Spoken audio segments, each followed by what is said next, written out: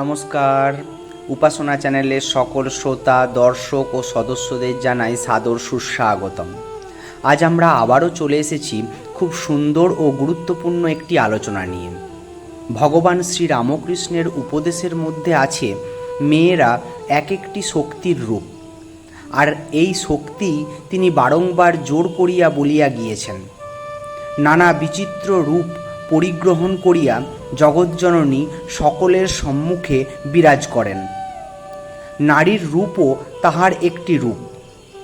সুতরাং নারী দেখলেই মনে করবে কৃপা করিয়া মা তোমাকে এই রূপে দর্শন দিয়েছেন। শ্রদ্ধা সহকারে তাহাকে সম্মান প্রদর্শন করিবে। জগৎজননীর মন্দিরে প্রবেশ করিবার সময় তোমার যে ভাবের উদয় হয়, কোনো নারীকে দেখলে সেইভাবেই যেন তোমার হৃদয় পরিপূর্ণ হয়। ভালো মন্দ নির্বিচারে রমণী মাত্রই দেবীর মাতৃত্ব রূপ জ্ঞান করিয়া প্রণাম করিবে।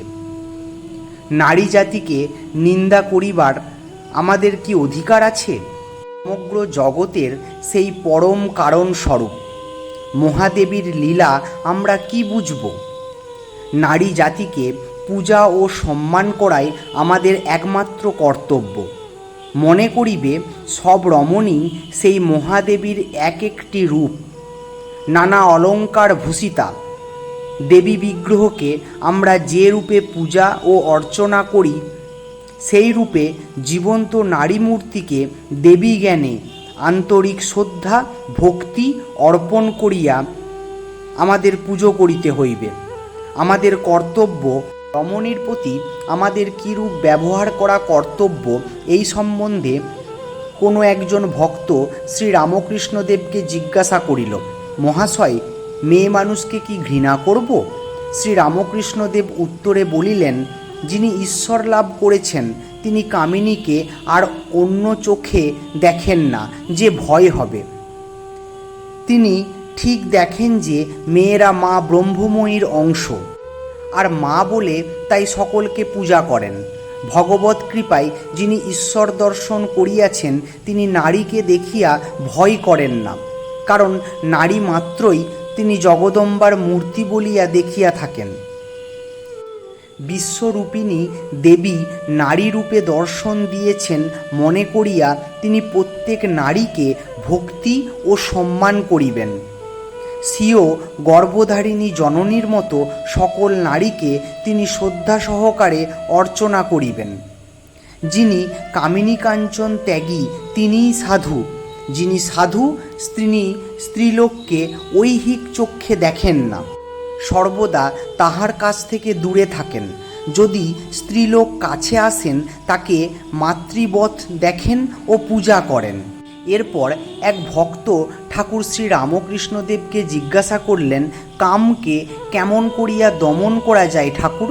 ঠাকুর বলিলেন, প্রকৃতি ভাব আরোপ করলে ক্রমে কামাদি রিপু নষ্ট হয়ে যায়।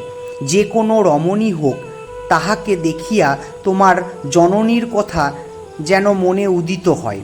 তাহার পায়ের দিকে দৃষ্টি রাখিয়া জননী জ্ঞানে মনে প্রাণে প্রণাম করিবে। এই রূপ করিলে কুভাব কোথায় চলে যাবে? ঈশ্বরকে জেনে সংসার করলে বিবাহিত স্ত্রীর সঙ্গে প্রায় ঐহিক সম্বন্ধ এবং দেহের সম্বন্ধ থাকে না। দুজনেই ভক্ত, কেবল ঈশ্বরের কথা কয়, ঈশ্বরের প্রসঙ্গ লয়ে থাকে, ভক্তের সেবা করে। সর্বভূতে তিনি আছেন, তার সেবা দুজনেই করে।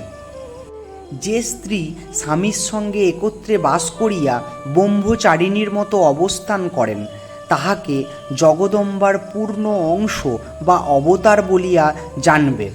শ্রী রামকৃষ্ণদেবকে কোনো এক শিষ্য প্রশ্ন করলেন, আচ্ছা ঠাকুর, স্ত্রীলোক নিয়ে সাধন কি তন্ত্রে আছে?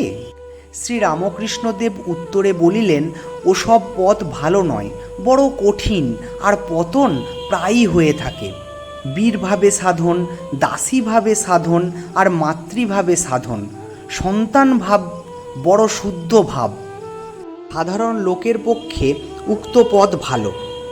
এই পথে নানা বিপদ আছে, বড় কঠিন পথ। কত লোক উক্ত সাধনার শেষে পাপ প্রলোভনে পড়িয়া নষ্ট হইয়াছে। প্রত্যেক নারীকে মহাশক্তিজ্ঞানে পূজা করিতেই তন্ত্রের উপদেশ।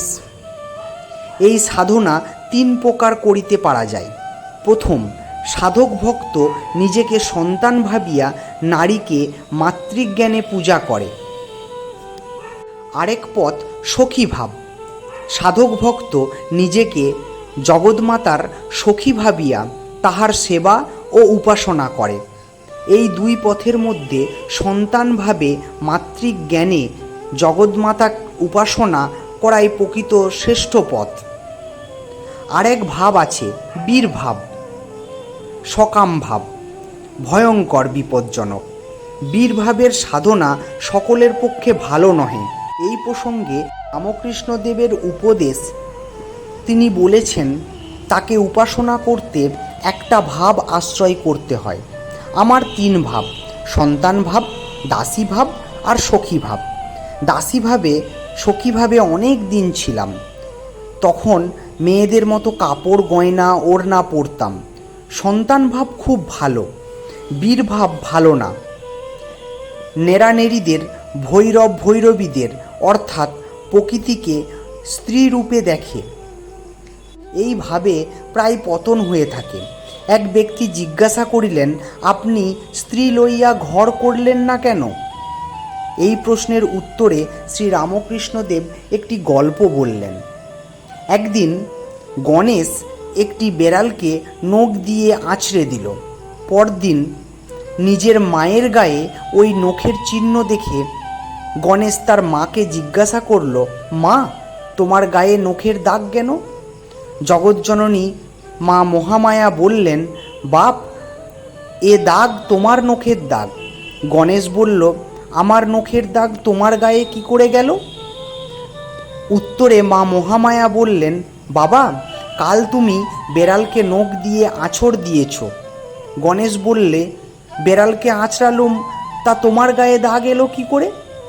মা বললেন, বাছা, এ জগতে আমা ছাড়া কোনো জীবজন্তু নেই। তুমি যাকেই আঘাত করো না কেন তাতে আমাকেই আঘাত করা হবে। গণেশ অবাক হইয়া প্রতিজ্ঞা করিল, এ জীবনে তিনি আর বিয়ে করবেন না। তিনি কাকে বিয়ে করবেন?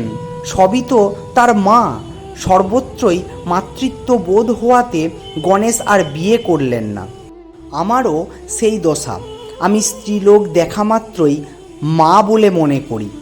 তো বন্ধুরা, আশা করি আমার এই ভিডিওটি আপনাদের ভালো লেগেছে। যদি ভালো লেগে থাকে তাহলে লাইক, কমেন্ট করুন আর যত বেশি পারেন শেয়ার করে ভিডিওটি ছড়িয়ে দিন। আর হ্যাঁ, সাবস্ক্রাইব করে আমাদের পাশে থাকুন।